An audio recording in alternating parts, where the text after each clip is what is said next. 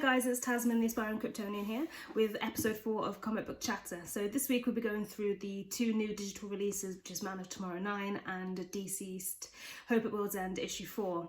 There's no physical releases this week from DC Comics, unfortunately. I'm not too sure why, but it is what it is. I'll also be going through a back issue that I picked up for The Adventures of Superman, which is one of the series that I've been collecting for a while now, and also one of my favourite reads so far of 1948, which I'm doing for my Superman reading order. So first things first, let's start with Man of Tomorrow issue 9. The cover is by Sam Lofty, and I have to say it's a great cover. It's got a real adventure vibe to it. It kind of reminds me of the sort of Indiana Jones kind of films and things like that. And that's helped with the colour palette, which is thanks to John Rauch. And the artwork combined with the palette it just makes it look really beautiful and vintage. Well, I get a vintage vibe to it. And personally, I love it when the cover focuses around artwork that also makes it into the issue itself, if that makes sense. So where it's not just an adaptation of the artwork, it's that very piece which is made into the actual issue itself. So for me, that kind of paints a picture as to what you can expect from the issue, and it also it just makes it a little bit more seamless for me. So once again with Man of Tomorrow, we've got a brand new creative team completely, and it's split into 2 parts, just like every other issue has been, or the recent issues have been, for example. The first one is called What Lives Inside, and it's basically Lois is called to an incident at a mine and brings Superman along with her. They're there to solve the mystery of a group of missing miners, but when they get there they realise that they aren't missing at all and that they're in for a whole new realm of trouble.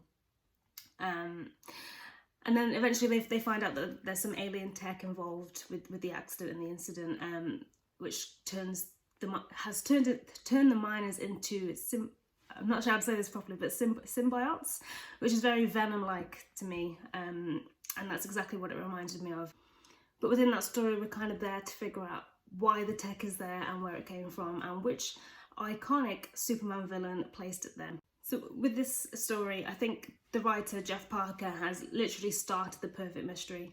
And it seems that we're kind of guaranteed a second part, so hopefully the next, issue 10 of Man of Tomorrow will feature another story by Jeff Parker where we can kind of explore exactly what really happened in the first issue. So within the series, I love the fact that the writers, and this goes for every single Man of Tomorrow so far, all the writers are bringing back these iconic Superman villains, which they're not lost in history, but it's nice to see them back, and they're kind of villains that we resonate with Superman. And just like some of the other issues in this series, this one's got a really nostalgic feel to it. So a lot of the things that happen and the things that Superman says, it kind of reminds me of the Golden Age, and that's probably because I'm reading through that now, so I'm picking up little bits through there. But yeah, it's really got a nostalgic vibe to it, and I love that. So one thing that a lot of people complain about within Superman comics that are out this sort of era, well, not era, but the comics that are coming out now, is the interactions between Superman and Lois. And I know a lot of people aren't really happy with the way Bendis is writing their relationship, and other writers as well, but I think that Bendis is the one that a lot of them seem to have the problem with. I don't know why, because I'm enjoying it myself. But in this issue, I really love Superman and Lois's interactions. They feel like a real married couple with the little squabbles and things like that. They're constantly telling each other what to do, knowing that the other one isn't going to do it. And as for the artwork in this first part of the series, it's the same as the cover artist, so it's Sam Lofty.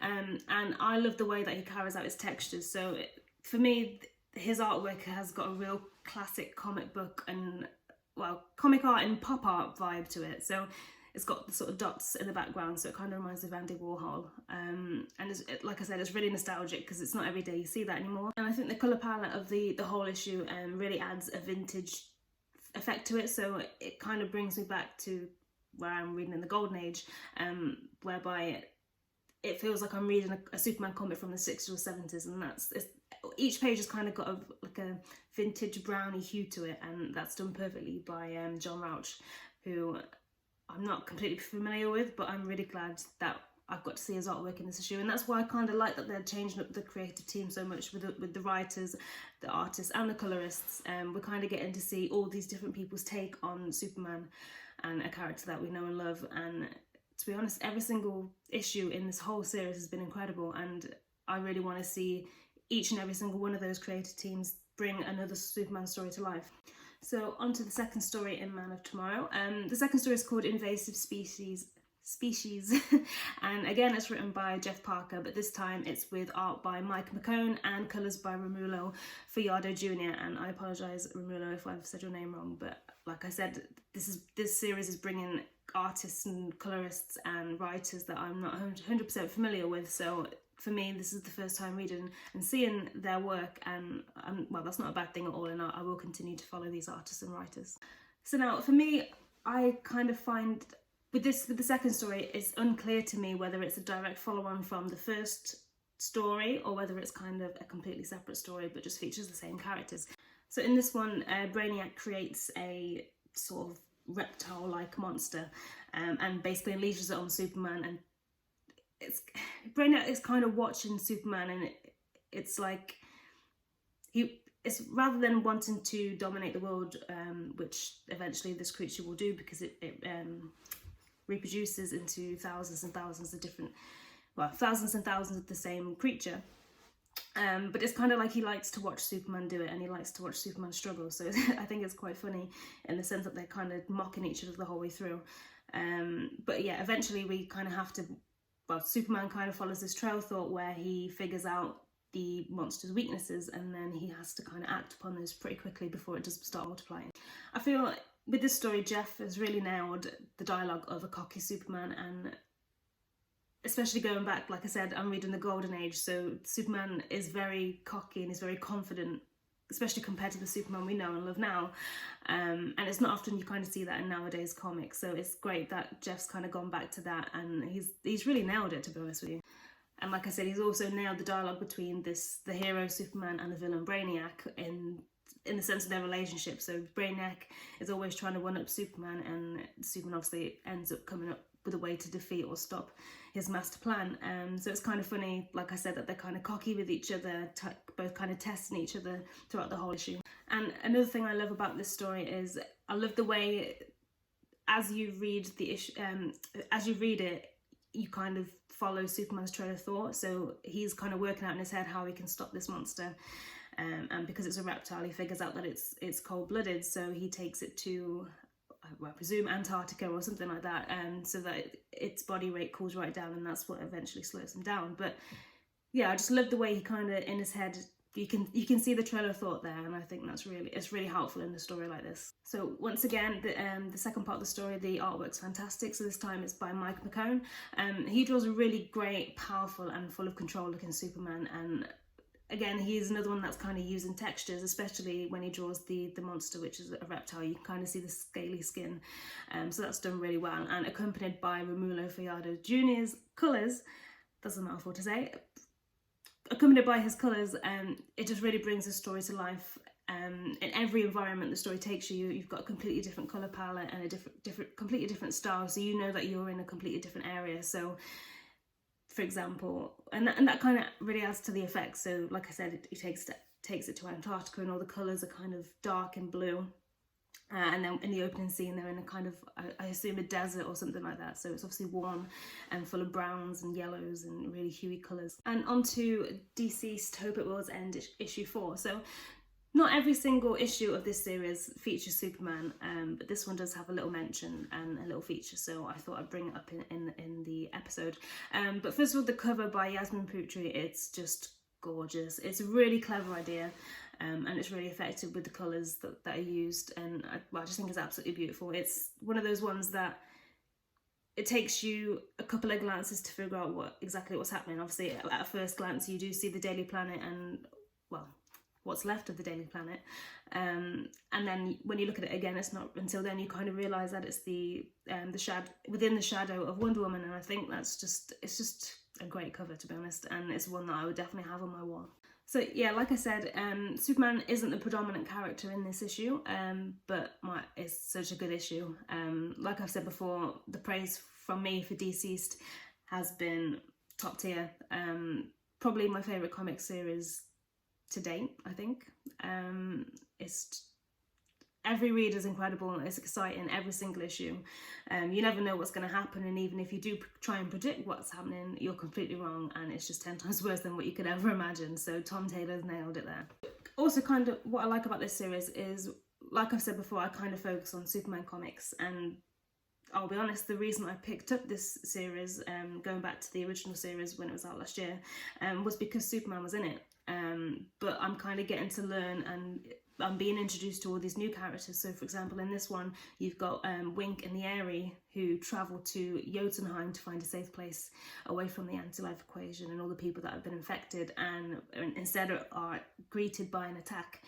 And then elsewhere in Superman's Fortress of Solitude, it's time for Damian to do what his father wanted before his death, and upgrade from Robin to finally don the Batsuit.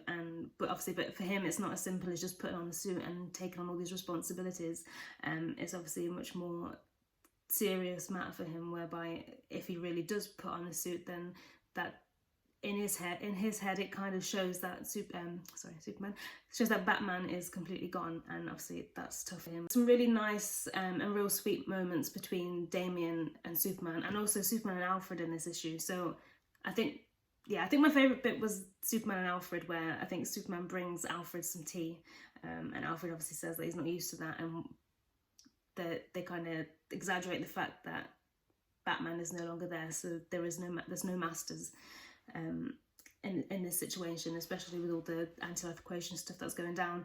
It's the least of their worries. So that was a real sweet moment for me. And I also loved the interaction between Damian and Superman, where Superman was kind of acting like this father figure to Damian, with his fatherly experience.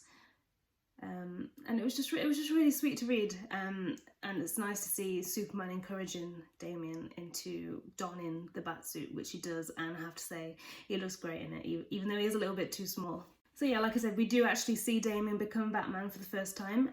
So with this whole series, Tom Taylor kind of knows exactly what the people want, so he knows what you want to read, he knows what you want to see, and with him you kind of expect heartbreak anyway. Not necessarily heartbreak, but horrific scenes. We're kind of used to that now. So the artwork in this issue is by Marco Fiala, and again, I'm sorry if I've pronounced the name wrong. And for me, it's kind of hit or miss. There are some really beautiful moments and panels in this issue, and there are some pages that are just drawn to perfection. But for me, sometimes the facial expressions seem to be a little bit skewed or slightly out of place, and I think considering it's such an emotional issue, those facial expressions really need to be nailed, or perfected, if you will. But other than that, the artwork is fantastic, and it's especially when it's combined with the colours from Rex Locus. It's just great, and I think this issue compared to some of the other issues have been a little less action-packed. So this one was kind of more about the emotional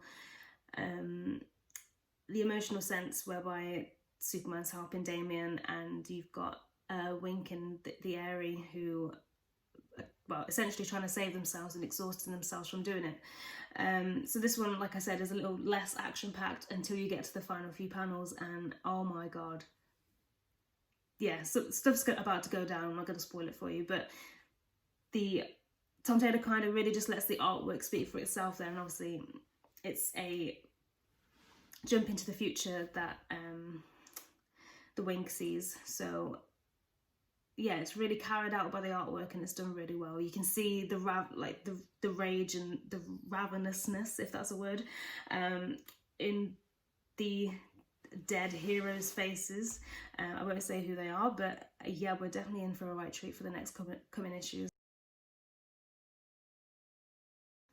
So, like I mentioned at the start, I picked up one back issue, which is a bit slack, but yeah, I'm trying to save money, and an issue a week is pretty good going.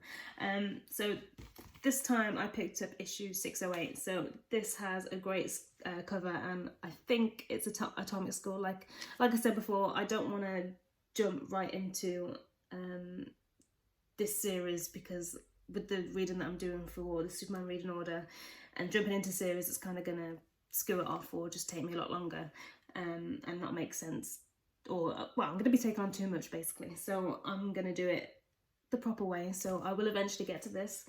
But yeah, just looking at it, the artwork's amazing. I assume this is Jonathan and Martha Kent being turned into some sort of skull. So, well, yeah, I can just tell that this is going to be a bit of a tearjerker. But yeah, I am looking forward to reading this, and I'm really enjoying breaking down all of these, well, not breaking down, but ticking off some of the issues that I've needed to get for a while now. So focusing on one series is really helping. So obviously that one is The Adventures of Superman. So now I think I've only got maybe around 27 issues to get, and then I've got the full run. So it'll be a lot easier for me to read through with the full run rather than trying to find the comics online and things like that. So can't wait. And finally onto the Superman reading order issues that I've read. So first of all, I finished 1947, so now I'm kind of reading through 1948. I say kind of, I am reading through 1948. So, but I just want to go back to 1947 for 1 second and just point out a cover that I absolutely loved. And it's from Action Comics 116. So basically you've got Superman and Wilbur Wolfingham, that's so hard to say, as snowmen, and obviously it was the issue around December time, so it's kind of got a Christmassy theme. But yeah, I just thought it was really fun. I've never seen that cover before. Usually with such covers like that, you've kind of seen them, or you're familiar with them, even though you might not have read the issue. But this one was a complete surprise, and I just thought it was a bit of fun. So you've got, like I said, Superman and Wilbur Wolfingham as snowman fighting, and I just think it's pretty cool. And to be honest, the issue itself was pretty fun. When it comes to sort of golden age villains, or from the ones that I'm up to at the moment, I do quite like Wilbur Wolfingham. He's one of those ones that, even though he is committing crimes, it's kind of harmless in a way. He's just stealing money and trying to embezzle people, but obviously because he gets caught every time, so surely he would learn by now that he's doing something wrong and just give it up. But he just keeps going, and I don't know, there's something about his character that I quite like, and I quite like that in the end he's always coming to Superman for help, or because Superman's left him in the situation where he's facing his troubles or he has to give the money back, he always asks Superman for a favour at the end, and it kind of always leads to him being dropped off in prison yet again. But yeah, it's just a little bit of fun, and I really enjoy the issues that he's in. So at the start I said that I was reading through 1948, which I am, but the issue that I've highlighted is from 1947 actually. It was one of the ones that was out in December, so it was a very fine line, but yeah, I was wrong. So the issue I wanted to highlight from 1947 is Superman issue 51. So the story is basically that Mixie, Mixtiplik, I can never say it, so I'm going to stick with Mixie. Mixie must find a bride within a week, otherwise the king will force him to marry his horrifically ugly daughter, which I think is a little bit harsh. So he suddenly lies and says that he's already engaged to Lois Lane, and obviously the king doesn't believe him and asks him to prove it and bring his fiancée to the castle. So Mixie then goes to Metropolis to take her hand, and surprisingly she agrees under one condition, and So obviously Lois and Superman think they can win the task, or they think there's no competition really. So Lois says that she will marry him under the condition that he proves that he is a better reporter than she is. But it kind of doesn't go quite to plan for any of them. So yeah, this was just kind of a fun tale, and even though Superman and Lois have encountered Mixie before and know exactly what he's all about and exactly what he can actually do, they really do underestimate him in this issue, and he kind of constantly one-ups them in a number of ways. So then Superman comes up with a foolproof plan, and I do that in brackets because, well, you'll see why in a second, whereby the final task to prove their greatness as a reporter is to get an interview with Superman. So obviously Superman brings up this task thinking, oh yeah, I'll just never give him an interview and give Lois the interview instead. But obviously Mixie one-ups them, and it doesn't quite go to plan for Superman or Lois. And I think I've said this a couple of times, but Mixie is one of my favourite villains. It's just every issue that he's in is just fun, unpredictable. And for me, I think the main thing I like is reading the many and stupid ways that Superman actually gets him to say his name backwards, to send him back to his world. yeah, and that's kind of partly why I like reading these stories about him, because I just, when you read it or know that he already knows that if he says his name backwards that he's going to go back to where he came from. So it's surprisingly easy to get him to say it. So thank you for watching. This one was a little bit short and sweet, obviously because we have no physical releases this week. But thank you for watching, and I'll see you next week for episode 5.